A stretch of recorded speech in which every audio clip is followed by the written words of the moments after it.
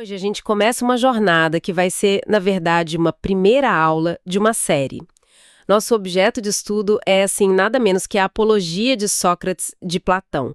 Um texto que, olha, mesmo escrito há mais de 2.400 anos, ainda causa um rebuliço, né? Um rebuliço enorme. A nossa missão hoje é fazer essa primeira aula mesmo. Vamos entender a estrutura geral e depois mergulhar de cabeça no primeiro capítulo, o Exórdio.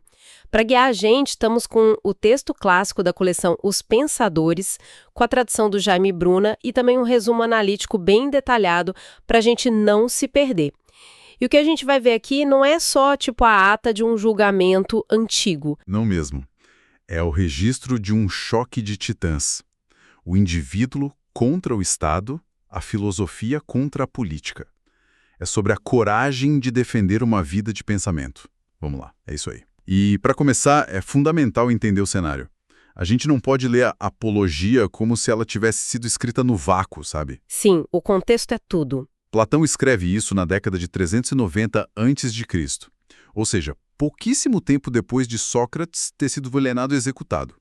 Atenas era um caos. Um caos em que sentido? A cidade tinha acabado de sair de um período brutal, a tirania dos 30. A democracia tinha voltado, mas era uma democracia assim frágil, ressentida. Ah, então a cidade estava com os nervos à flor da pele procurando culpados? Exatamente. E Sócrates, com aquele jeito dele de questionar tudo e todos, virou o alvo perfeito. Ele foi transformado numa espécie de bode expiatório. Faz sentido. E aí entra um ponto crucial que já está no título. Apologia. Pra gente, hoje, apologia soa como um elogio, né? Uma exaltação. Eu penso em apologia ao crime, algo assim. Pois é. Mas o termo grego apologia significa defesa jurídica. Isso muda tudo. Ele não sobe lá para pedir desculpas. Ele vai para justificar a própria vida, a missão dele. Caramba, então a primeira coisa que a gente precisa fazer é tirar da cabeça essa ideia de que Sócrates está se desculpando. De forma alguma. O título já prepara o palco para um confronto, não para uma rendição. E como essa defesa, esse confronto, se organiza? Qual a estrutura da obra? É uma ótima forma de colocar. Porque a obra tem mesmo uma estrutura quase de peça de teatro. Um drama de tribunal em 3 atos bem claros. 3 atos, ok. O primeiro ato, que é o maior, é a defesa propriamente dita. É ali que Sócrates vai refutar as acusações. Tanto as antigas quanto as mais recentes, certo? Isso, os boatos de anos e as acusações formais. Aí o segundo ato acontece depois que ele é considerado culpado. É a chamada antitímesis. Antitímesis. É a parte em que ele tem que propor uma pena alternativa à pena de morte que a acusação pediu. Espera um pouco, ele mesmo tem que sugerir a própria punição? Que sistema é esse? Pois é, era assim que funcionava em alguns casos em Atenas. Um momento super dramático. E o terceiro e último ato são as palavras finais dele, os vaticínios. As profecias dele. Exato. Ele se dirige primeiro aos que o condenaram e depois, em separado, aos que votaram para absolvê-lo. É um final muito poderoso. Mas hoje, como você disse, nosso foco é no comecinho do primeiro ato, o exórdio. Certo, vamos a ele. O julgamento começa, Sócrates sobe para falar, e a primeira frase dele é algo tipo: Atenienses, não sei o que meus acusadores provocaram em vocês, quanto a mim, eles falando de um jeito tão convincente, quase me fizeram esquecer de quem eu sou. É uma abertura fantástica. É muito curiosa. Ele parece estar se diminuindo, mas tem algo mais aí, né? Tem tudo a mais. Ele está travando uma guerra de conceitos logo na primeira frase. Ele está colocando 2 ideias gregas em rota de colisão. De um lado, a Peifion. Peifion. Que seria? A arte da persuasão. O discurso bonito, florido, que convence a qualquer custo, mesmo que não seja verdadeiro. A retórica pela retórica. Ok. E do outro lado? Ele está basicamente dizendo para o júri, olha, esses caras que falaram antes de mim são mestres da persuasão, do papo bonito, eu não, de mim vocês só vão ouvir a verdade. Exatamente. Ele força o júri a fazer uma escolha. Ele pergunta, vocês querem um show ou querem a verdade? Ele acusa os oponentes de usarem a doxa. A opinião comum, a aparência. Isso, algo que é manipulado pela linguagem. E ele se posiciona como o único ali comprometido com a verdade dos fatos. Para a filosofia do Platão, Um discurso belo que esconde a mentira é uma perversão moral. Porque os acusadores disseram que ele era um orador formidável, tentando pintar ele como um sofista. Perfeitamente. E ele pega essa acusação e a vira do avesso.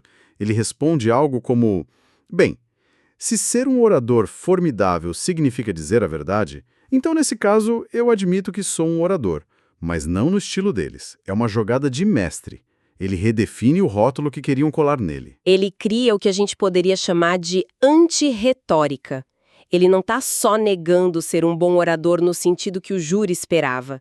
Ele está, nas entrelinhas, desqualificando o tipo de discurso daquele tribunal. Ele fala que a linguagem dele é a da rua, da praça.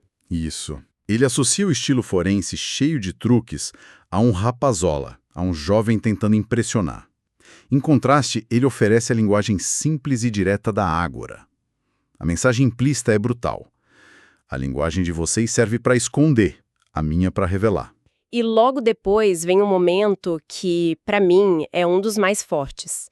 Ele diz que tem 70 anos, que é a primeira vez num tribunal e que se sente completamente estrangeiro à linguagem do local. É um momento chave. Mas espera aí, dizer que é um estrangeiro no tribunal da sua própria cidade, isso não soa um pouco arrogante? Ele não corre o risco de irritar o júri logo de cara com essa atitude? É um risco calculado. E é uma declaração com uma profundidade filosófica imensa. A palavra grega que ele usa é xenos. Sim, na superfície ele está dizendo que não conhece os jargões jurídicos. Mas tem mais, claro. O sentido simbólico é muito mais forte. Ele está afirmando que o filósofo, por natureza, é um estrangeiro no mundo da política, dos jogos de poder, que é o que o tribunal representa. A verdadeira pátria dele não é Atenas, é o mundo das ideias. Uau, então ele não está só pedindo uma licença poética. É uma declaração de identidade, tipo, eu opero com outras regras, as da verdade, e as regras de vocês aqui não se aplicam a mim. É precisamente isso. E ele amarra tudo com um pedido direto ao júri. Ele pede que o perdoem pelo seu jeito de falar, como perdoaria um estrangeiro de verdade falando com sotaque. E pede para eles ignorarem a forma e focarem no conteúdo. Exato. Focarem numa única coisa, se o que ele diz é justo ou não.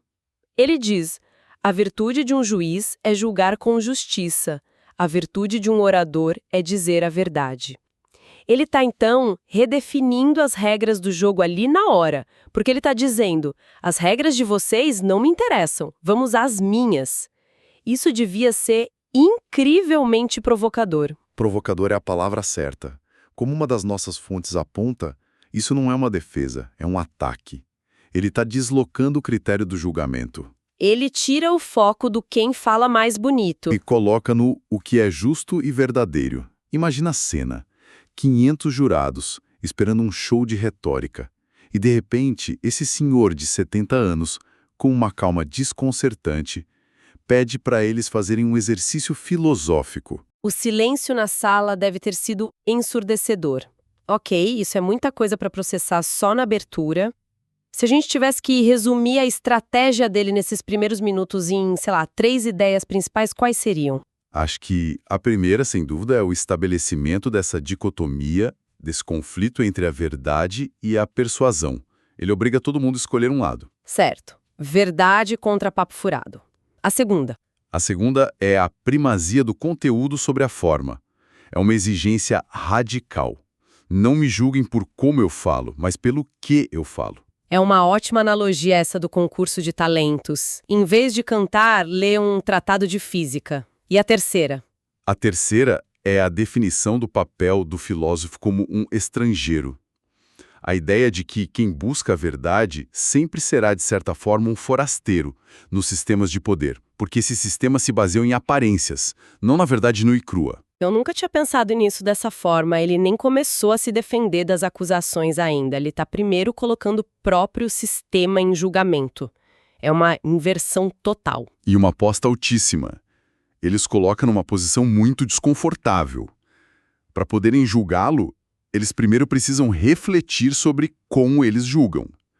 Eles os desafiam a se levarem ao papel de filósofos. É uma manobra ao mesmo tempo brilhante e extremamente perigosa. Exato. E essa é apenas a declaração de abertura. O palco está montado e os temas principais que vão percorrer a obra toda já estão sobre a mesa. Já estão. Verdade contra opinião, filosofia contra a política, o indivíduo contra a cidade. Tá tudo ali. E na nossa próxima aula, então? Na próxima, vamos ver como Sócrates pega essa estrutura que ele criou e a aplica na prática. Ele vai dividir os acusadores em dois grupos, os antigos e os recentes, e vai começar a desconstruir os preconceitos que o levaram até ali. Mal para se esperar. Para encerrar nosso encontro de hoje, fica uma reflexão. Sócrates pede ao júri para focar na substância, não no estilo. E isso levanta uma questão que, nossa, talvez hoje seja mais relevante do que nunca. No nosso mundo inundado de discursos de influenciadores, de especialistas... Todos tentando nos persuadir. Exato.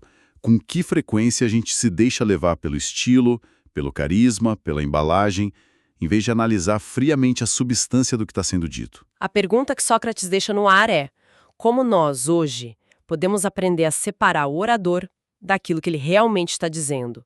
Fica aí a provocação.